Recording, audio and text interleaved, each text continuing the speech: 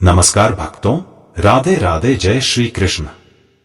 भक्तों, पितृपक्ष शुरू हो गए हैं और पितृपक्ष में 4 ऐसी कथाएं हैं जो कि पौराणिक है, लोकप्रिय है, साथ ही प्रचलित भी है, जिन्हें सुनने से कहा जाता है कि पितरों को मोक्ष मिलता है। साथ ही हम मनुष्यों को सुख, शांति और समृद्धि प्राप्त होती है। भक्तों, इस वीडियो में हम वही 4 कथाएं लेकर हैं। पहली है दानवीर कर्ण की पौराणिक कथा। दूसरी है जोगे भोगे की लोकप्रिय कथा। तीसरी है गया की लोकप्रिय कथा और चौथी है आत्मदेव की भगवत पुराण की कथा।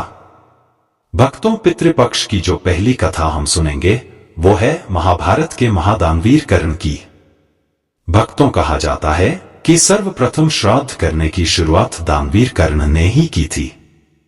कथा इस प्रकार है। महाभारत काल के सबसे बड़े दान विरोध में कर्ण का नाम सर्वोपरि था। हिंदुओं के धार्मिक ग्रंथ महाभारत के अनुसार दानवीर कर्ण हर रोज गरीबों और जरूरतमंदों को स्वर्ण और कीमती चीजों का दान दिया करते थे, लेकिन महाभारत के युद्ध के दौरान जब उनकी मृत्यु हुई तो वे स्वर्ग पहुंचे। वहां जब भोजन का समय हुआ तो भोजन के रूप में उन्हें हीरे, मोती, स्वर्ण मुद्राएं और रत्न आदि खाने के लिए परोसे गए। इस प्रकार का भोजन मिलने की उन्हें बिल्कुल उम्मीद नहीं थी, इसलिए इस तरह का भोजन देख उन्हें बहुत बड़ा झटका लगा और उन्होंने स्वर्ग के अधिपति इंद्रदेव से पूछा, सभी अन्य लोगों को तो सामान्य भोजन दिया जा रहा है, तो फिर मुझे भोजन के रूप में स्वर्ण, आभूषण, रत्न आदि क्यों परोसे गए हैं? दानवीर कर्ण का यह सवाल सुनकर इंद्रदेव ने दानवीर कर्ण से कहा, इस बात पर कोई संदेह नहीं है कि आप धरती के सबसे बड़े दानवीरों में भी सर्वोपरि थे और आपके दरवाजे से कभी कोई भी खाली हाथ नहीं गया, लेकिन आपने कभी भी अपने पूर्वजों के नाम पर खाने का एक दाना नहीं दिया। या इसलिए यद्यपि आपके दरबार में आया हुआ हर जरूरतमंद आपसे संतुष्ट था, लेकिन आपके पूर्वज अभी भी आपसे संतुष्ट नहीं हैं, इसलिए आपने धरती पर जिन चीजों का दान किया, आपको भोजन के रूप में स्वर्ग में वही चीजें परोसी गई है। तब भक्तों, महावीर ने इंद्रदेव से इस समस्या का समाधान जानना चाहा, जिसके प्रत्युत्तर में इंद्रदेव ने कहा, कल आप वापस पृथ्वी पर जाइए और अपने पूर्वजों को श्रद्धांजलि देने के लिए उनका श्राद्ध करिए और अपने पूर्वजों को खुश रखने के लिए तर्पण और पिंडदान करिए। भक्तों, भगवान इंद्र की आज्ञानुसार दानवीर कर्ण फिर से धरती पर आए और अपने पितरों का आवाहन करके उनका तर्पण, पिंडदान और श्राद्ध किया।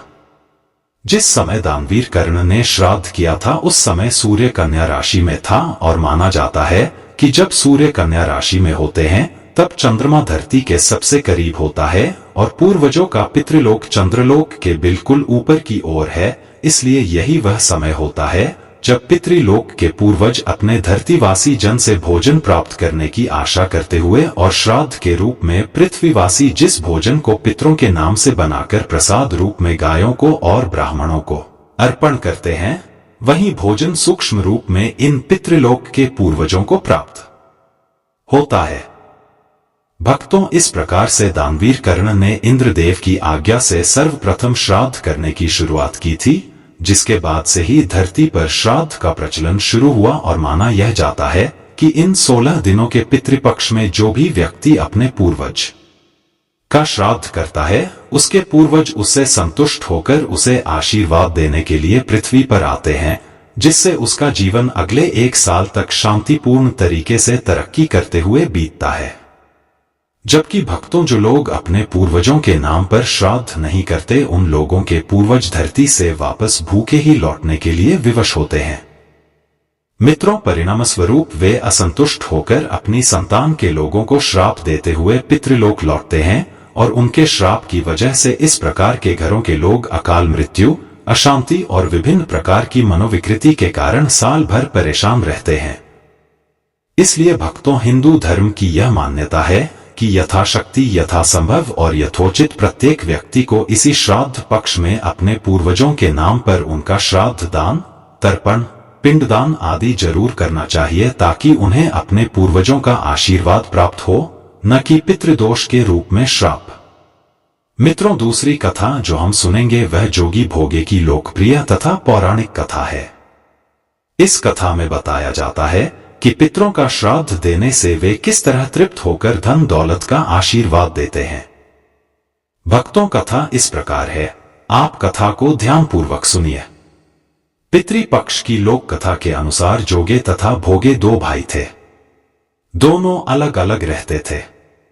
जोगे धनी था और भोगे निर्धन। दोनों में परस्पर बड़ा प्रेम था।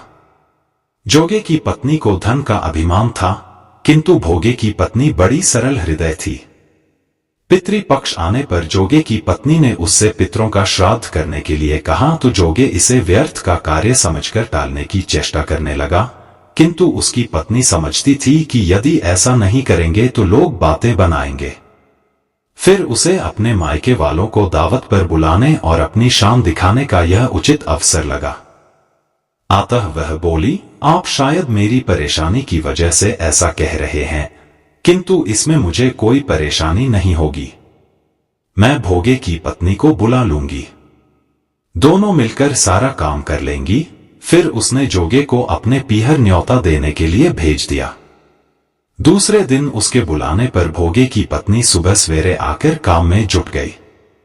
उसने रसोई तैयार की, अनेक पकवान बनाए, फिर सभी काम निपटाकर अपने घर आ गई। आखिर उसे भी तो पितरों का श्राद्ध तर्पण करना था। इस अवसर पर न जोगे की पत्नी ने उसे रोका, न वह रुकी। शीघ्र ही दोपहर हो गई। पितर भूमि पर उतरे। जोगे भोगे के पितर पहले जोगे के यहां गए तो क्या देखते हैं कि उसके ससुराल वाले वहां भोजन पर जुटे हुए हैं। निराश होकर वे भोगे के यहां गए। वहां क्या था? मात्र पितरों के नाम पर अग्यारी दे दी गई थी। पितरों ने उसकी राख चाटी और भूखे ही नदी के तट पर जा पहुंचे। थोड़ी देर में सारे पितर इकट्ठे हो गए और अपने अपने यहां के श्राद्धों की बढ़ाई करने लगे। जोगे भोगे के पितरों ने भी अपनी आप बीती सुनाई। फिर वे सोचने लगे, अगर भोगे समर्थ होता तो शायद उन्हें भूखा न रहना पड़ता, मगर भोगे के घर में तो 2 जून की रोटी भी खाने को नहीं थी। यही सब सोचकर उन्हें भोगे पर दया आ गई। अचानक वे नाच नाच कर गाने लगे, भोगे के घर धन हो जाए, भोगे के घर धन हो जाए। सांझ होने को हुई। भोगे के बच्चों को कुछ भी खाने को नहीं मिला था। उन्होंने मां से कहा, भूख लगी है। तब उन्हें टालने की गरज से भोगे की पत्नी ने कहा, जाओ, आंगन में हौदी औंधी रखी है, उसे जाकर खोल लो और जो कुछ मिले बांटकर खा लेना। बच्चे वहां पहुंचे तो क्या देखते हैं कि हौदी मोहरों से भरी पड़ी है। वे दौड़े दौड़े मां के पास पहुंचे और उसे सारी बातें बताईं। आंगन में आकर भोगे की पत्नी ने यह सब कुछ देखा तो वह भी हैरान रह गई। इस प्रकार भोगे भी धनी हो गया, मगर धन पाकर वह घमंडी नहीं हुआ। दूसरे साल का पितृपक्ष आया। श्राद्ध के दिन भोगे की स्त्री ने 56 प्रकार के व्यंजन बनाए। ब्राह्मणों को बुलाकर श्राद्ध किया, भोजन कराया, दक्षिणा दी। जेठ जेठानी को सोने चांदी के बर्तनों में भोजन कराया। इससे पितर बड़े प्रसन्न तथा तृप्त हुए। भक्तों, तीसरी कथा गयासुर की है। पिंडदान व श्राद्ध के लिए बिहार में स्थित गया तीर्थ को सर्वश्रेष्ठ माना गया है। जिस गया तीर्थ पर लोग मोक्ष की कामना के साथ जाते हैं, असल में इसे राक्षस गयासुर का शरीर माना जाता है। मान्यता है इस राक्षस का शरीर 5 कोस में फैला हुआ है। पितृपक्ष में यहां पिंडदान व श्राद्ध के लिए लोगों की भीड़ उमड़ती है। ऐसी मान्यता है कि जिसका भी पिंडदान व श्राद्ध यहां किया जाता है, उसे मोक्ष की प्राप्ति हो जाती है। गया तीर्थ को तर्पण, श्राद्ध व पिंडदान के लिए इतना महत्वपूर्ण क्यों माना जाता है, इसके पीछे एक धार्मिक कथा है। प्राचीन काल में गयासुर नामक एक शक्तिशाली असुर भगवान विष्णु का बहुत बड़ा भक्त था। उसने अपनी तपस्या से देवताओं को चिंतित कर रखा था। उनकी प्रार्थना पर विष्णु व अन्य समस्त देवता गयासुर की तपस्या भंग करने उसके पास पहुंचे और वरदान मांगने के लिए कहा। गयासुर ने स्वयं को देवी देवताओं से भी अधिक पवित्र होने का वरदान मांगा। वरदान मिलते ही स्थिति यह हो गई कि उसे देख या छू लेने मात्र से ही घोर पापी भी स्वर्ग में जाने लगे। यह देखकर धर्मराज भी चिंतित हो गए। इस समस्या से निपटने के लिए देवताओं ने छल पूर्वक एक यज्ञ के नाम पर गयासुर का संपूर्ण शरीर मांग लिया। गयासुर अपना शरीर देने के लिए उत्तर की तरफ पांव और दक्षिण की ओर मुख करके लेट गया। मान्यता है कि उसका शरीर 5 कोस में फैला हुआ था, इसलिए उस 5 कोस के भूखंड का नाम गया पड़ गया। गयासुर के पुण्य प्रभाव से ही वह स्थान तीर्थ के रूप में स्थापित हो गया। गया में पहले विविधि नामों से 360 वेदियां थी, लेकिन उनमें से अब केवल 48 ही शेष बची हैं। आमतौर पर इन्हीं वेदियों पर विष्णुपद मंदिर, फल्गु नदी के किनारे अक्षयवट पर पिंडदान करना जरूरी समझा जाता है। इसके अतिरिक्त नौकुट, ब्रह्योनी, वैतरणी, मंगलागौरी, सीताकुंड, रामकुंड, नागकुंड, पांडुशिला, रामशिला, प्रेतशिला व काकबली आदि भी पिंडदान के प्रमुख स्थल हैं। भक्तों, जो अब आप सुनेंगे वो है आत्मदेव की कथा। यह कथा हमें बताते हैं कि पितृपक्ष में श्रीमद्भागवत के पठन से पितरों को मोक्ष की प्राप्ति होती है। यह कथा इस प्रकार है। प्राचीन समय की बात है। दक्षिण भारत की तुंगभद्रा नदी के तट पर एक नगर में आत्मदेव नामक एक व्यक्ति रहता था, जो सभी वेदों में पारंगत था। उसकी पत्नी का नाम धुंधुली था। धुंधुली बहुत ही सुंदर लेकिन स्वभाव से क्रूर और झगड़ालू थी। घर में सब प्रकार का सुख था, लेकिन वह व्यक्ति अपनी पत्नी से तो दुखी था ही साथ उसे कोई संतान का सुख भी नहीं था। वह चिंता में रहता था कि यदि उम्र ढल गई तो फिर संतान का मुख देखने को नहीं मिलेगा। यह सब सोचकर उसने बड़े दुखी मन से अपने प्राण त्यागने के लिए वह वन चला गया। वन में एक तालाब में वह कूदने ही वाला था कि तभी एक सन्यासी ने उसे देखकर उससे पूछा, कहो विप्रवन, तुम्हें ऐसी कौन सी भारी चिंता है जिसके कारण तुम प्राण त्याग रहे हो? आत्मदेव ने कहा, ऋषिवर, मैं संतान के लिए इतना दुखी हो गया हूं कि मुझे अब अपना जीवन निष्फल लगता है। संतानहीन जीवन को धिक्कार है, और मैंने जिस गाय को पाल रखा है वह भी बांझ है। यह तो ठीक है, मैं जो पेड़ लगता हूं उस पर भी फल फूल नहीं लगते हैं। मैं घर में जो फल लाता हूं वह भी बहुत जल्दी सड़ जाता है। इन सब बातों से मैं दुखी हो चुका है। ऐसा कहकर वह व्यक्ति रोने लगता है। वह संत उसकी बात सुनकर उसके ललाट की रेखाओं को देखता है। रेखाओं को देखकर वह कहता है कि विप्रवण, कर्म की गति बड़ी प्रबल है, वासना को छोड़ दो। सुनो, मैंने तुम्हारा भाग्य देख लिया है। इस जन्म में तो क्या अगले 7 जन्मों तक तुम्हारे कोई संतान किसी भी प्रकार से नहीं हो सकती। तब ब्राह्मण कहता है कि फिर मुझे प्राण त्यागने दीजिए, या आप किसी भी यत्न से मुझे पुत्र प्राप्त का मार्ग बताएं। जब वह संत देखता है कि यह व्यक्ति किसी भी प्रकार से समझाने पर भी प्राण त्यागने को आमादा है, तो वह अपन झोली से फल निकालकर कहता है कि अच्छा ठीक है, तुम यह फल लो और इसे अपनी पत्नी को खिला देना, इससे उसके एक पुत्र होगा। आत्मदेव वह फल लाकर अपनी पत्नी को दे देता है, लेकिन उसकी पत्नी वह मन ही मन सोचती है कि यदि मैंने ये फल खा लिया और गर्भ रह गया तो मुझसे खाया नहीं आएगा और मैं मर भी सकती हूं। यह सोचकर वह तय करती है कि मैं ये फल नहीं खाऊंगी, इसीलिए वह आत्मदेव से कई तरह के तर्क और कुतर्क करती है। आत्मदेव के कहने पर वह फल तो रख लेती है, लेकिन खाती नहीं है।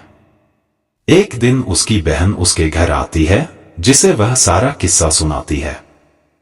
बहन उससे कहती है कि मेरे पेट में बच्चा है, प्रसव होने पर वह बालक मैं तुम्हें दे दूंगी, तब तक तुम गर्भवती के समान घर में रहो। मैं कह दूंगी मेरा बच्चा मर गया और तू ये फल गाय को खिला दे। आत्मदेव की पत्नी अपनी बहन की बात मानकर ऐसा ही करती है। उस फल को वह गाय को खिला देती है। समय व्यतीत होने पर उसकी बहन ने बच्चा लाकर धुंधुली को दे दिया। पुत्र हुआ है, यह सुनकर आत्मदेव को बड़ा आनंद हुआ। धुंधुली ने अपने बच्चे का नाम धुंधकारी रखा। इसके 3 माह व्यतीत होने के बाद एक दिन आत्मदेव सुबह गाय को चारा डालने गया तो उसने देखा कि गाय के पास एक बच्चा है जो कि मनुष्याकार है, लेकिन बस उसके कान ही गाय के समान थे। उसे देखकर वह आश्चर्य में पड़ जाता है। हालांकि उसे बड़ा आनंद भी होता है। वह उस बच्चे को उठाकर घर में ले जाता है। उसका नाम वह गोकर्ण रखता है। अब उसके 2 बाल हो जाते हैं, एक धुंधकारी और दूसरा गोकर्ण। गोकर्ण बड़ा होकर विद्वान, पंडित और ज्ञानी निकलता है, जबकि धुंधकारी दुष्ट, नशेड़ी और क्रोधी, चोर, व्यभिचारी, अस्त्र शस्त्र धारण करने वाला, माता पिता को सताने वाला निकलता है। वह माता पिता की सारी संपत्ति नष्ट कर देता है। एक दिन वह पिता को मार मार कर घर से बाहर निकाल देता है। पिता रोने लगता है और कहता है कि मेरी पत्नी का बांझ रहना ही अच्छा था।